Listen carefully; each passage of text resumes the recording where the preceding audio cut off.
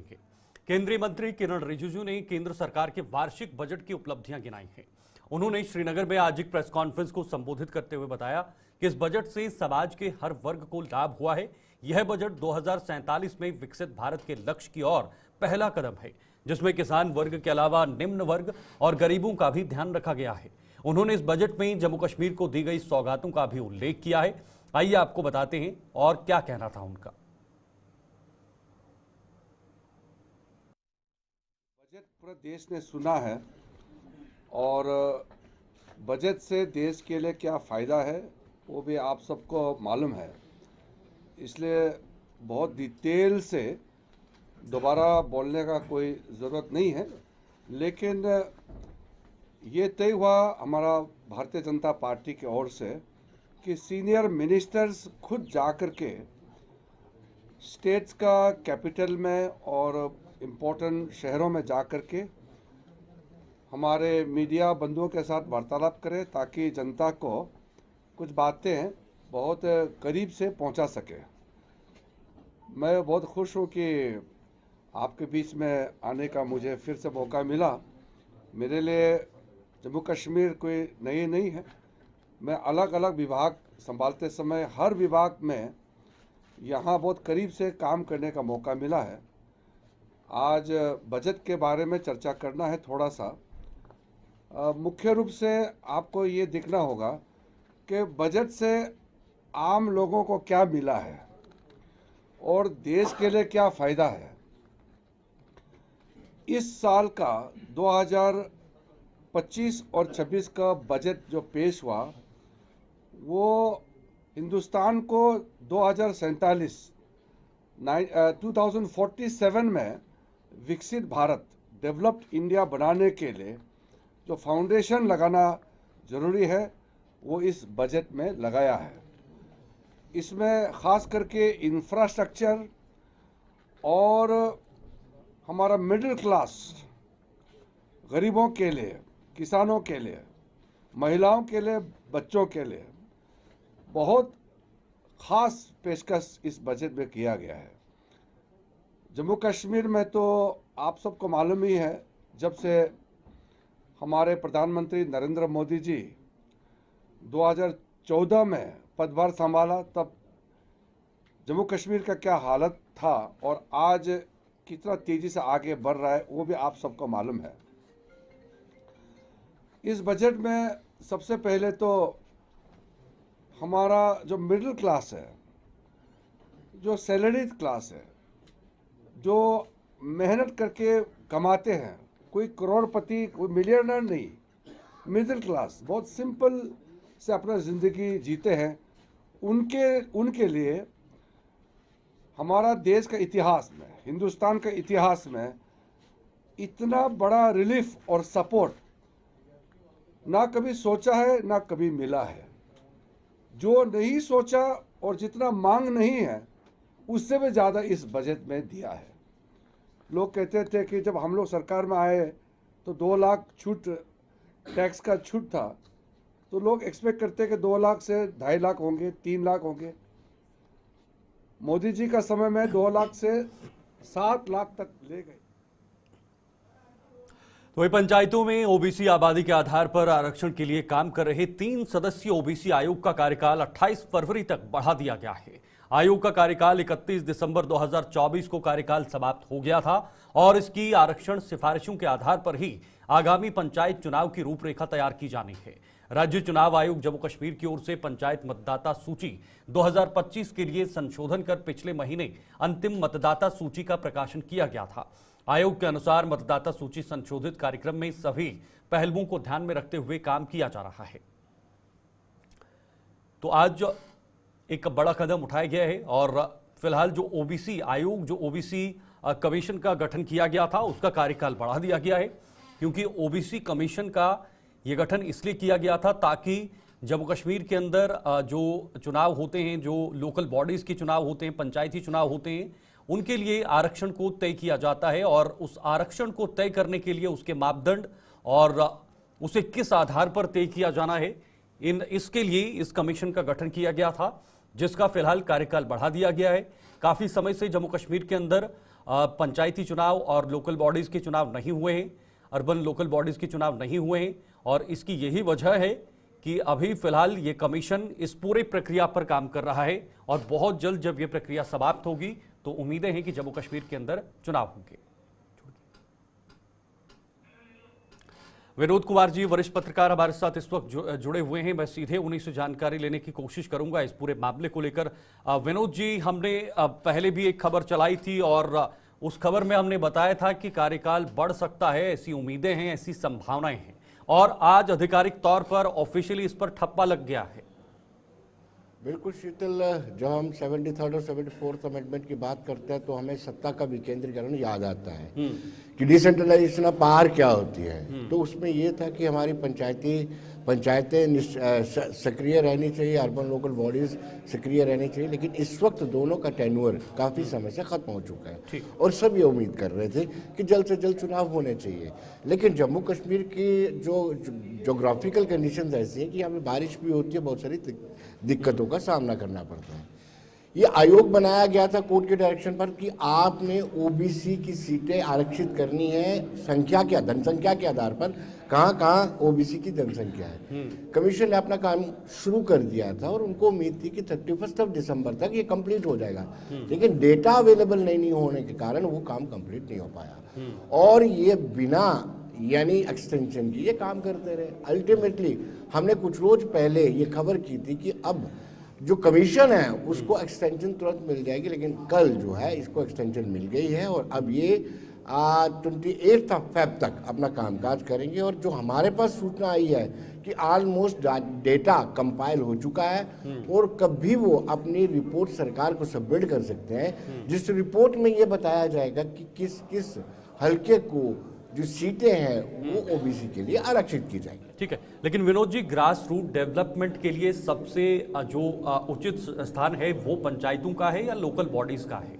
वो चुनाव होते हैं तो ग्रास रूट पर डेवलपमेंट होती है, आम लोगों के छोटे छोटे मुद्दों का निस्तारण होता है, चाहे वो पानी का मुद्दा हो, गलियों का मुद्दा हो, ड्रेन्स का मुद्दा हो, बिजली का मुद्दा हो, ये तमाम ऐसे मुद्दे हो जिसके लिए लोग जूझ रहे हैं। तो क्या इसमें थोड़ा सा देरी हो रही है और बहुत जल्द होना चाहिए? देरी हो रही है जब हम कहते हैं कि 73rd और 74th अमेंडमेंट का रेलेवेंस क्या है। उसका रेलेवेंस यही था कि सत्ता को जमीनी सतह पर यानी पावर को डिसेंट्रलाइज करना है और ऑन ग्राउंड ले जाना है।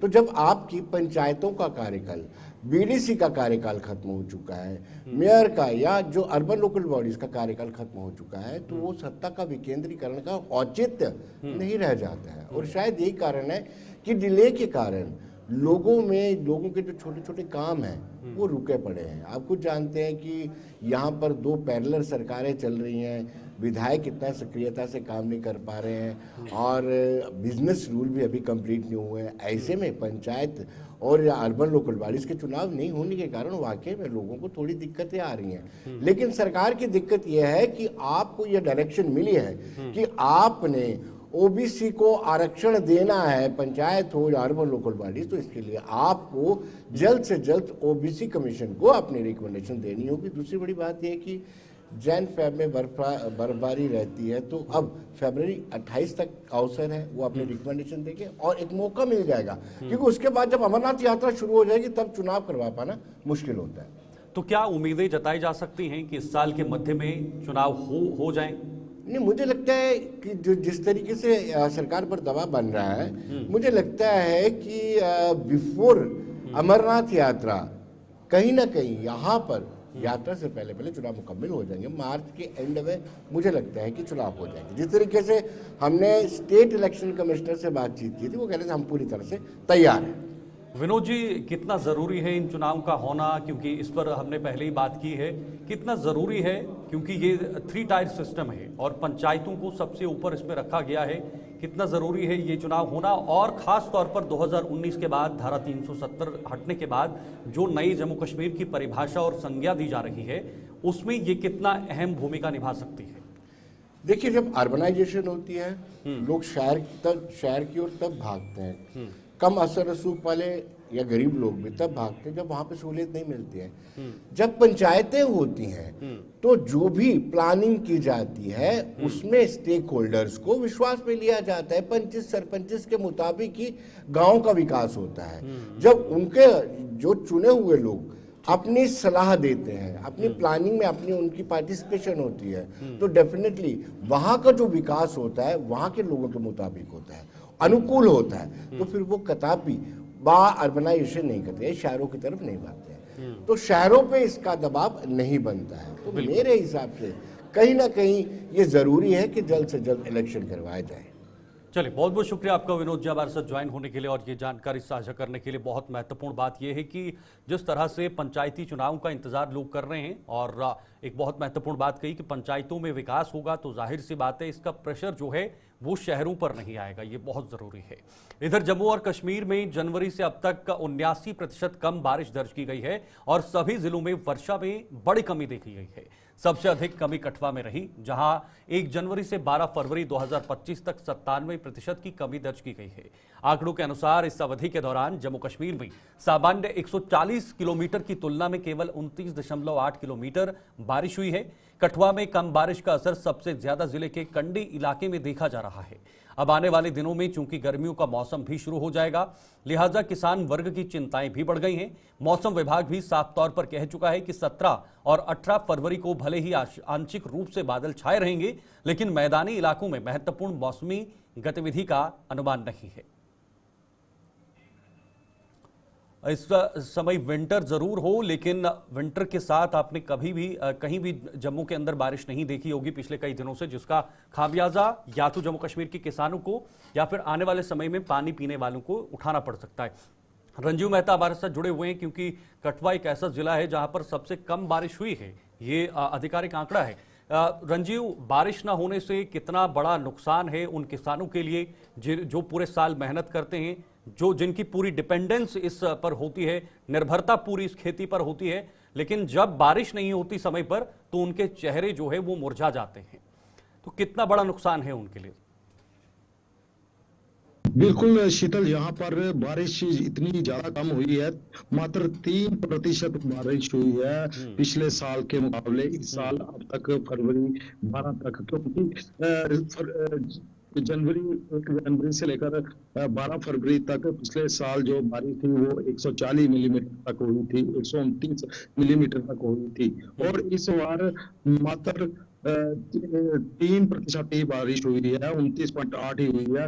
और जिसके चलते इस यहाँ पर सूखे जैसे हालात बनने वाले हैं। किसान अपनी फसलों की तरफ देखते हैं। जब खासकर कंडी के इलाके की बात करूं तो वहाँ का इलाका जो ज्यादातर इलाका एक कंडी क्षेत्र का है, वहाँ पर बारिश के पानी पर ही फसल निर्भर है। ऊपर से कंडी के किसान जो है वहाँ पर जो जंगली जानवर हैं, जो पानी की कमी जंगलों में भी होती है, तो वो भी मैदानी इलाके और खेतों की तरफ रुख कर लेते हैं, तो जिससे किसानों का बहुत ही ज्यादा नुकसान हो रहा है शीतल यहाँ पर। और इसके साथ ही इरिगेशन विभाग की बात करूं तो रावी तवी इरिगेशन कैनाल जो मुख्य नहर है, जो उच्च विरार से लेकर सांबा जिले तक तवी नदी के साथ जुड़ती है, 81 किलोमीटर इसकी लेंथ है। इस पर करीब 32,000 एकड़ जो बिल्कुल, लेकिन रंजीव, सवाल वहां पर भी काफी बात यहाँ पर भी उठती है, ना सिर्फ किसानों को बल्कि आने वाले समय में अगर बारिश नहीं होती है तो पीने का पानी या जो उसका सोर्स है वो भी कम होने लगता है, वो भी घटना लगता है।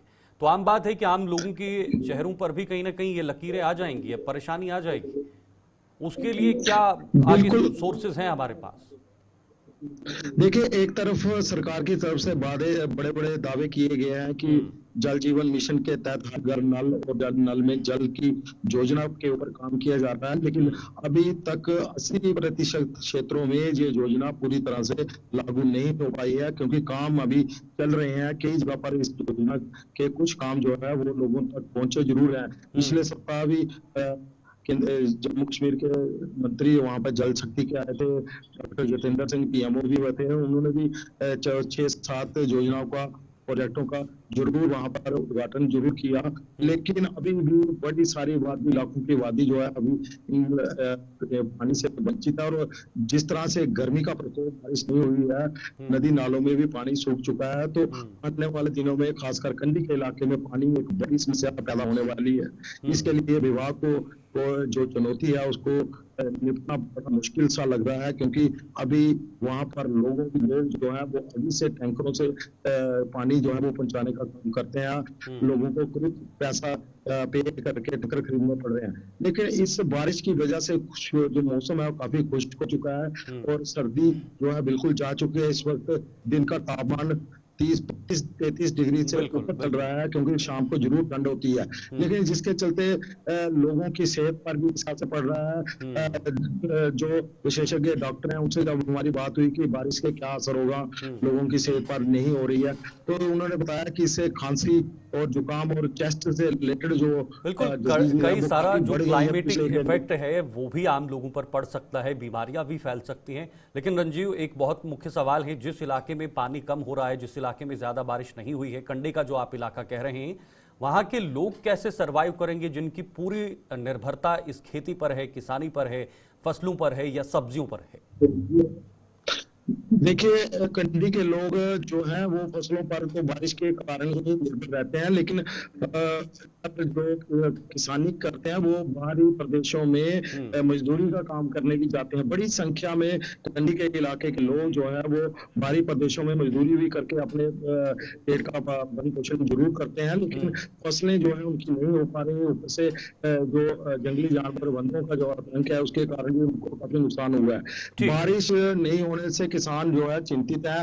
बिल्कुल, किसान चिंतित है, किसान के साथ साथ आम लोग भी चिंतित है। आप बने रहिएगा रंजीव फिलहाल हमारे साथ, क्योंकि बारिश ना होने से इस वक्त चिंता की लकीरें सबके चेहरों पर नजर आ रही है। बारिश हो नहीं रही है और अगर बारिश नहीं होगी तो जाहिर सी बात है किसानों की फसलें नहीं बनेगी, वाटर बॉडीज जो हैं वो सूखने लग जाएंगी और पीने का पानी वो भी कम हो सकता है। आगे बढ़ेंगे। जम्मू कठवा हाईवे पर पशु तस्करी की बड़ी कोशिश पर पानी फेर दिया गया है। हाईवे पर राजबाग थाना क्षेत्र के अधीन पुलिस ने एक ट्रक को पकड़कर उसमें से 14 मवेशियों को मुक्त करवाए हैं। इन सभी मवेशियों को भूसे की आड़ में कश्मीर ले जाया जा रहा था। पुलिस ने ट्रक को जब्त कर चालक को भी गिरफ्तार कर लिया है। तो एक और बड़ा मामला है जहां पर मवेशियों को पकड़ा गया है। ये जिस तरह से मवेशियों की तस्करी हो रही है, ये पहला मामला नहीं। कठवा सांबा का इलाका हो, वहां पर अक्सर इस तरह के मामले निकलकर सामने आते हैं। रंजीव हमारे साथ बने हुए। रंजीव, मवेशियों का जो मामला है, जो ये तस्करी का मामला है, ये पहला मामला नहीं है, आज का मामला नहीं है, बहुत देर से चलता आ रहा है और ये इसी तरह से चल रहा है। इससे ये संकेत निकल कर आते हैं कि इस पर मजबूत पकड़ और मजबूत कार्रवाई नहीं हो रही है। बिल्कुल शीतल, यहाँ पर मैं बताऊं कि ये जो पशु तस्करी के मामले हैं, खासकर बाहरी राज्य जो पंजाब का इलाका जुड़ता है वहां से आते हैं। इसके लिए जो कठुआ पुलिस है वो लगातार कोशिश भी करती रहती है। रोजाना यहाँ पर पशु तस्करी के प्रयास जो है वो विफल किए जाते हैं पुलिस की तरफ से, लेकिन फिर भी इन्होंने हथकंडे अपनाकर कभी सब्जी की आड़ में, कभी टमाटरों की आड़ में, कभी फलों की आड़ में, कभी भूसे की आड़ में, तो कभी कपड़े की आड़ में, लगातार कभी पेट्रोल टैंक के अंदर छुपाकर लेके जाया जाता है, कभी डिब्बों के अंदर।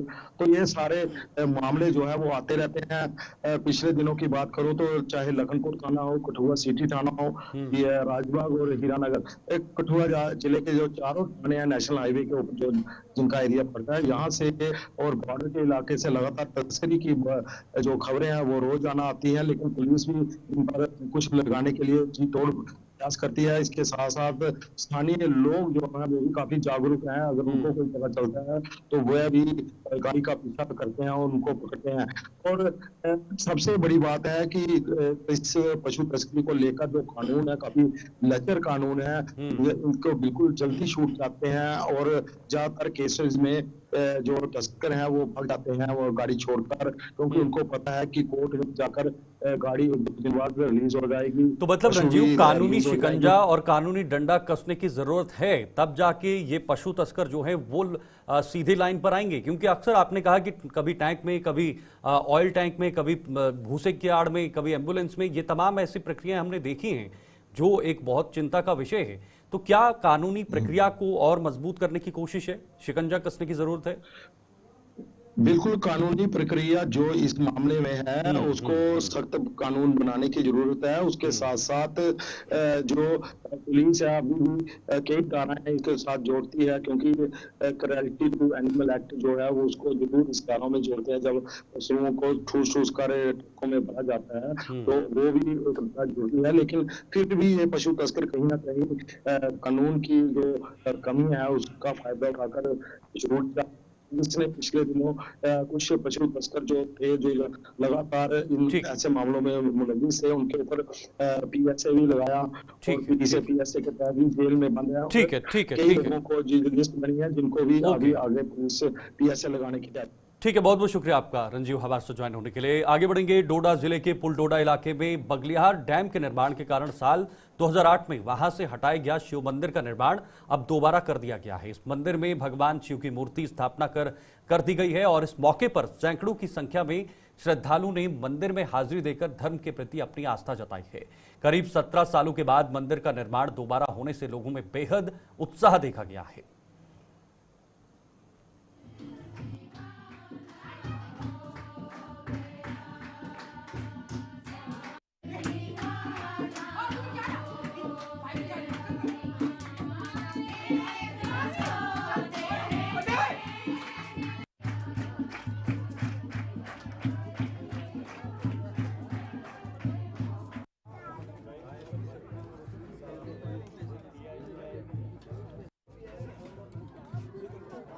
पुलडोडा एक ऐतिहासिक जगह थी जहां मंदिर मस्जिद गुरुद्वारा एक ही लाइन में था।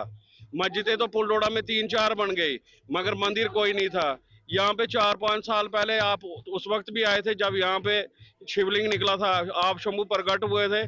फिर हमने ऐसे थोड़ी थोड़ी पूजा करनी वहाँ शुरू की, तो क्योंकि यहाँ पे हालत इतनी जर्जर थी कि बारिश पड़ती थी, रोड का पानी सारा उधर आता था। फिर हमने इसकी मरम्मत की, रिकंस्ट्रक्शन की और इसको तैयार किया। फिर हमने एक मूर्ति लाई जिसका आज हमने प्राण प्रतिष्ठा थी। और हम भगवान से यही मांगते हैं और जिला एडमिनिस्ट्रेशन से ये मांगते हैं, क्योंकि लोकल बॉडीज में एक स्कीम आई है लैंडलेस मनीलेस। 2.5 मरले वो गवर्नमेंट मोदी जी की स्कीम है, 2.5 मरले जमीन दे रहे हैं। हम डीसी डोडा से कहते हैं कि पुलडोडा जो रिहैबिलिटेशन का मसला है उसमें आप, क्योंकि 750 फैमिलीज को वो जमीन मिलनी है, तो 276 फैमिली हैं हमारी पुलडोडा की। हमें अगर ऐसे आपके पास कोई लैंड रिक्वायर नहीं हो रही है, आप लैंडलेस या मनी लेस के तहत हमें 2.5 मरले फिलहाल रहने के लिए जमीन दे दें। यहाँ पे 17 साल के बाद मंदिर बना। आज जो यहाँ पे मंदिर की प्राण प्रतिष्ठा थी, मैं सबको बधाई देता हूँ। खासकर हमारे जो पुलडोडा के बुजुर्ग हैं, उन्होंने हमें भी अपने साथ चलाया।